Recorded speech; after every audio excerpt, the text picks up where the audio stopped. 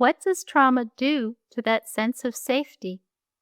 How do the signals get so mixed up that when someone hears a loud sound across the street, they respond as if personally under attack or simply disengage? How do the signals become so unclear and conflicting that someone doesn't pause to think, but just responds with full red or full green? Traumatic brain injury is one type of damage to the brain, a physical injury to tissue. But now we are considering the disruptions trauma causes because of increased levels of stress hormones, including cortisol and adrenaline or epinephrine, flooding the body. Daniel Siegel explains 4 ways these physiological changes can disrupt cellular function. You work with a whole person. So does what's happening at the cellular level really matter? Well, you can decide after taking a little deeper dive into the neuroscience of what's happening with trauma. Neurons. Trauma can both cause neuronal death, apoptosis, as in the hippocampus, and also can decrease the rate of neurogenesis, or the rate of new neuronal development. Synapses. High levels of stress hormones can damage synaptic connections, so the messages are not effectively carried from one cell to the next. You may be thinking, missed signals, which is what happens. Myelin. This fatty white material along the length of axons increases the speed at which neurons can fire along the synapses.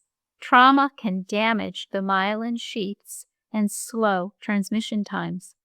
A more familiar example to you may be that of multiple sclerosis, MS, an autoimmune disease in which the myelin is damaged and then scars.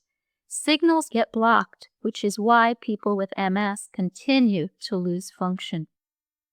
Finally, the relatively new field of epigenetics has shown that trauma affects the molecules that control gene expression, the histone and methyl groups on the outside of the gene. Though the DNA sequence in the gene does not change, these epigenetic changes also can be passed to the next generation.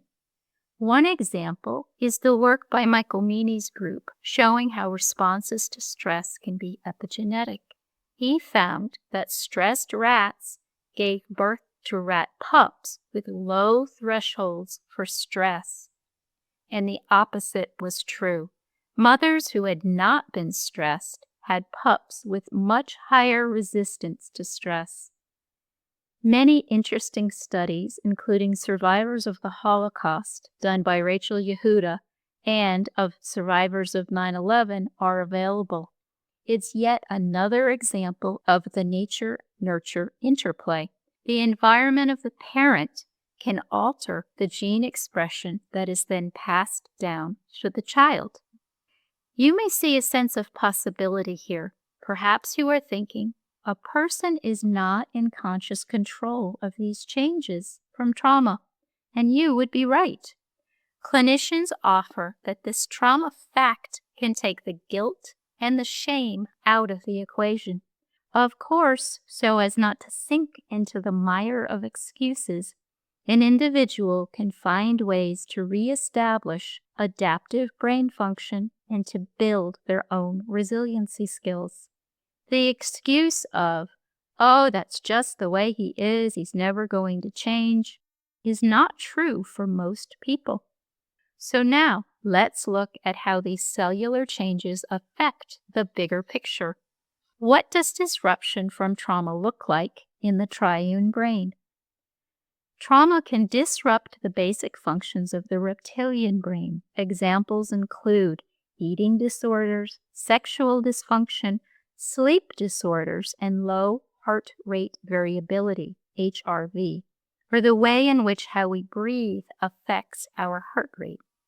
This disruption is one way that the results of trauma can be stored in the body, an idea we will circle back to later in this section. This part of the brain regulates breathing and heart rate.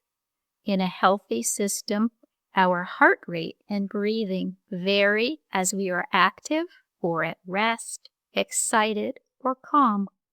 But for some who have experienced trauma, this basic rhythm of life is stuck, meaning someone has low heart rate variability. Since this natural rhythm is part of our homeostatic regulation, low heart rate variability can create many health issues. Let's move up to the limbic region. As Bessel van der Kolk explains in The Body Keeps the Score, trauma causes the threat detection system to be stuck in a state of hypervigilance. Everything is perceived as a threat. So the body is continually flooded with stress hormones.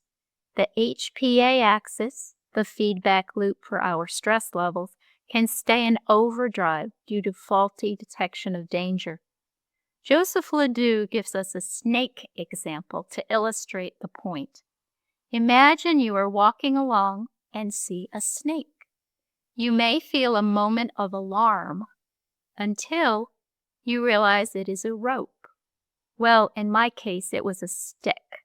I saw this stick on a mountain path, stepped back, and gasped. Then I immediately reached for my camera to get a picture for my workshops. Dr. Ledoux's point is to someone with trauma, the body's response to a snake remains stuck in the survival response. Things get even more interesting as increased levels of stress hormones, either at the time of trauma or over time, can affect how memories are stored. Increased levels of adrenaline, or epinephrine, cause nonverbal memories to be more strongly encoded. Again, you need to remember what to do when you see a snake. What gets stored in the reptilian brain, or the brainstem, specifically in the basal ganglia, are the memories of feelings or bodily sensations. These memories can guide quick action as needed, but these memories can also create a feeling of being stuck if someone can't get past the feeling that what they are seeing is a snake. But there is more. Over time, increased levels of cortisol can interfere with how explicit or verbal memories are encoded. Remember, in a healthy system, memories can be stored as in a photo album with a narrative and a timestamp. Now, what if you find a photo in the basement that has nothing written on the back, with no clues as to when it was taken or to the story that goes with it? Part of trauma recovery can be creating opportunities for those snapshot memories to be put in that photo album with a "that was then, this is now" distinction. This opportunity can come as someone feels safe and can also get a good sleep. Scientists tell us that sleep is a time of processing memories. Another key fact is that learning also becomes more challenging with increased stress levels, as new memories, which is what learning means, are not encoded properly. It is body physiology. You may be getting a better sense of the science of how trauma is stored in the body, how, as Bessel van der Kolk's book says, the body keeps the score. It can be helpful to note that someone may not be consciously resistant to talking with you. They may, in fact, just not be able to access those implicit, nonverbal memories with words.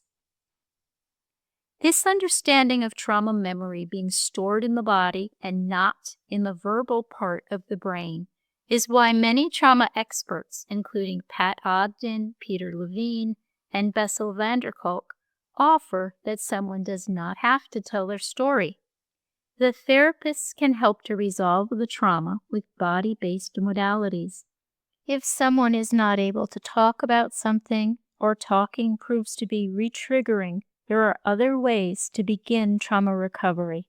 This fact is why Pat Ogden advises use the body as the entry point to the emotions.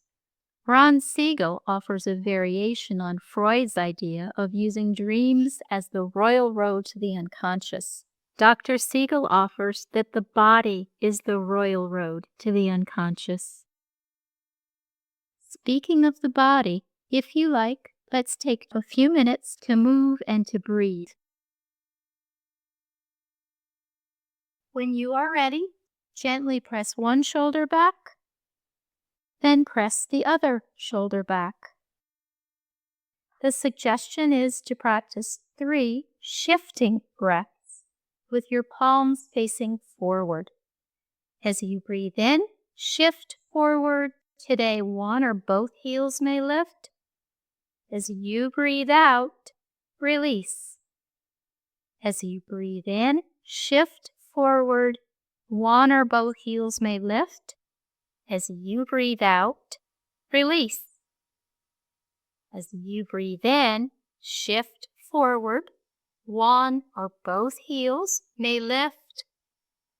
As you breathe out, release. Now let's practice 3 shifting breaths, palms facing back. Find your own rhythm as you breathe and move in a comfortable way. As you breathe in, shift back. Today your toes may lift. As you breathe out, release. As you breathe in, shift back. Your toes may lift. As you breathe out, release. As you breathe in, shift back. Your toes may lift. As you breathe out, release. If you like, gently stretch the fingers on one hand or shake that hand. Then gently stretch the fingers on the other hand or shake that hand. Let your hands be as still as you would like them to be. If you like, give yourself a few moments to notice how you feel. Now on to the next section.